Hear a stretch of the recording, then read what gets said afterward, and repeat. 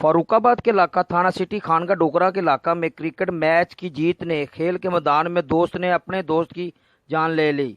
Match जीतने की रंजिश पर मुखालफ टीम ने बल्ला मारकर कमसन हसनैन को क्रिकेट ग्राउंड में ही कत्ल कर दिया।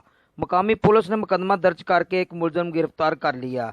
दीगर की गिरफ्तारी के लिए छापे जारी हैं। बताया जाता है कि मोहल्ला मोहम्मदपुरा का 16 साल हसनैन ने अपने छोटे भाई अली हुसैन के हमरा क्रिकेट मैच जीता तो मुखालिफ टीम खिलाड़ी मुलजम मोहसन और अरफान वगैरह ने बल्ले से हमला कर दिया।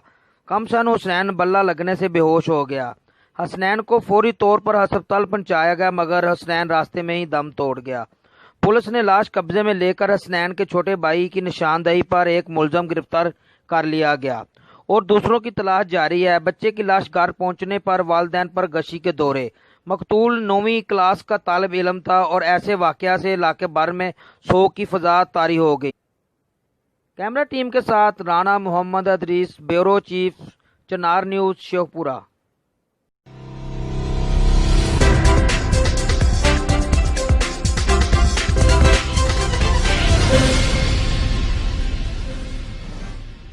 मज़ीद खबरों और अपडेट्स के लिए विजिट करें ChinarNews.info।